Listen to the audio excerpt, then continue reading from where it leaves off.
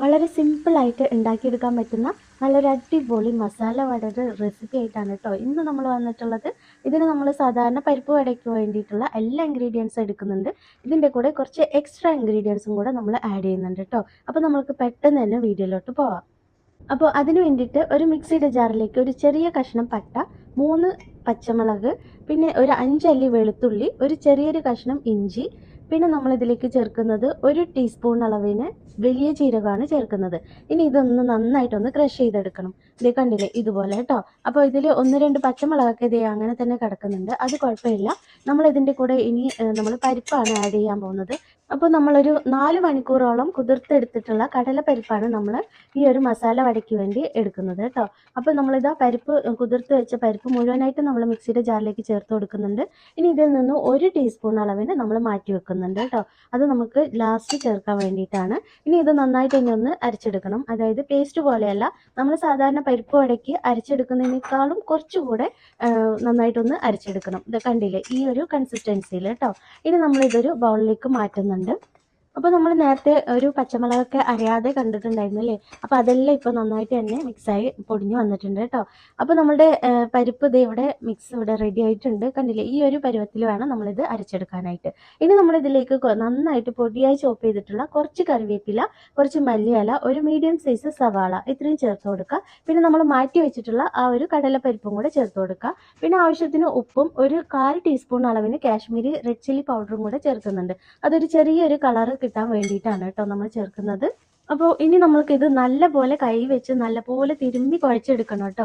അപ്പോൾ ഇതുപോലെ നല്ലപോലെ തിരുമ്മി കുഴച്ചെടുക്കുന്നത് നല്ലപോലെ അതിൻ്റെ എല്ലാ ഇൻഗ്രീഡിയൻസിൻ്റെയും ഫ്ലേവറൊക്കെ നന്നായിട്ടൊന്ന് ബ്ലെൻഡ് ആവുന്നതിന് വേണ്ടിയിട്ടാണ്. അപ്പോൾ നമ്മുടെ പരിപ്പ് ഇവിടെ ഇതാ നന്നായിട്ട് തന്നെ തിരുമ്മി കുഴച്ചെടുത്തിട്ടുണ്ട്. ഇനി ഇതുപോലെ ഒന്ന് തട്ടിപ്പൊത്തി സെറ്റ് ചെയ്ത് വെക്കണം. ഒരു 5 മിനിറ്റ് വെച്ചാൽ മതി കേട്ടോ.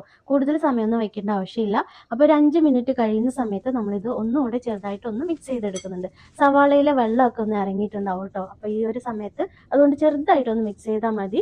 ഇനി നമ്മൾക്ക് ഇത് ചെറിയ ചെറിയ ബോൾസ് ആക്കി എടുക്കുന്നുണ്ട് കേട്ടോ. ആദ്യം തന്നെ നമ്മൾ സാധാരണ പരിപ്പുവടയൊക്കെ ഉണ്ടാക്കുമ്പോൾ എത്ര അളവിലാണോ എടുക്കുന്നത് ആ ഒരു അളവിൽ നമ്മൾക്ക് ഇത് ഉരുട്ടിയെടുക്കാം. ഇപ്പം ഞാനിതാ ഈ ഒരു ചെറിയൊരു നാരങ്ങയുടെ വലിപ്പത്തിൽ നമ്മുടെ വടയ്ക്കുള്ള ആ ഒരു മിക്സ് എല്ലാം തന്നെ നമ്മളിതാ ഉരുട്ടിയെടുത്തിട്ടുണ്ട് കേട്ടോ. നമുക്കിവിടെ ഒരു കപ്പ് കടലപ്പരിപ്പിന് നമുക്കൊരു 14 ബോൾസാണ് കിട്ടിയിട്ടുള്ളത് കേട്ടോ. അപ്പോൾ ഇത് കണ്ടില്ലേ ഇതുപോലെ. ഇനി നമുക്ക് വട ഉണ്ടാക്കുന്ന സമയത്ത് ഇതുപോലെ ഒന്ന് ഉള്ളം കൈയിൽ വെച്ചിട്ട് ഒന്ന് പ്രസ് ചെയ്ത് കൊടുത്താൽ നമുക്ക് നല്ലൊരു അടിപൊളി വടയുടെ ഷേപ്പിൽ നമുക്ക് കിട്ടും.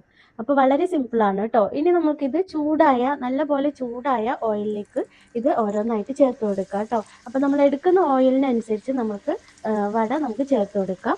ഇനി ഇതൊരു 1 മിനിറ്റ് കഴിയുന്ന സമയത്ത് നമ്മളിത് തിരിച്ചിട്ട് കൊടുക്കണം. ഇട്ട ഉടനെ തിരിച്ചിട്ട് കൊടുക്കരുത്, ഇത് പൊടിഞ്ഞു പോകും കേട്ടോ.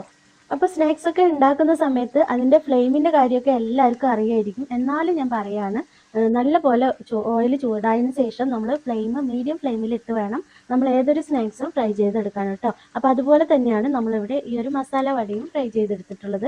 അപ്പോൾ നമ്മുടെ ആദ്യത്തെ സെറ്റ് മസാല വട ഇവിടെ റെഡി ആയിട്ടുണ്ട് കേട്ടോ. കണ്ടില്ലേ നല്ല അടിപൊളിയായിട്ട് തന്നെ ഫ്രൈ ചെയ്തെടുത്തിട്ടുണ്ട്. ബാക്കിയുള്ളതും കൂടെ ഇതുപോലെ തന്നെ നമുക്ക് ഫ്രൈ ചെയ്തെടുക്കാം കേട്ടോ. വളരെ സിമ്പിളായിട്ട് ഉണ്ടാക്കിയെടുക്കാൻ പറ്റുന്ന നല്ല കിടക്കാച്ച റെസിപ്പിയാണ് കേട്ടോ. ട്രൈ ചെയ്ത് നോക്കാൻ മറക്കരുത്. ഞാൻ വെറുതെ പറയാല്ല കേട്ടോ. ഞാനിത് ആദ്യമായിട്ടാണ് ട്രൈ ചെയ്യുന്നത്. പരിപ്പ് വട നമ്മൾ സാധാരണ എപ്പോഴും ഉണ്ടാക്കി കഴിക്കുന്നതാണ്. മസാല വട പുറത്തുനിന്നൊക്കെ വല്ലപ്പോഴും മേടിച്ച് കഴിച്ചിട്ടും ഉണ്ട് കേട്ടോ. പക്ഷേ നമ്മൾ വീട്ടിൽ ഇത് ആദ്യമായിട്ടാണ് ഉണ്ടാക്കിയെടുക്കുന്നത്. വളരെ സിമ്പിളാണ്, നല്ല ടേസ്റ്റും ഉണ്ട് കേട്ടോ. പിന്നെ നമ്മൾ തന്നെ ഉണ്ടാക്കുമ്പോൾ ഓയിലൊക്കെ ഫ്രഷ് ആയിട്ടായിരിക്കും ഉപയോഗിക്കുക. അപ്പോൾ മാക്സിമം നമ്മൾ വീട്ടിൽ തന്നെ സ്നാക്സ് ഒക്കെ ഉണ്ടാക്കി കഴിക്കാനായിട്ട് ശ്രമിക്കുക കേട്ടോ.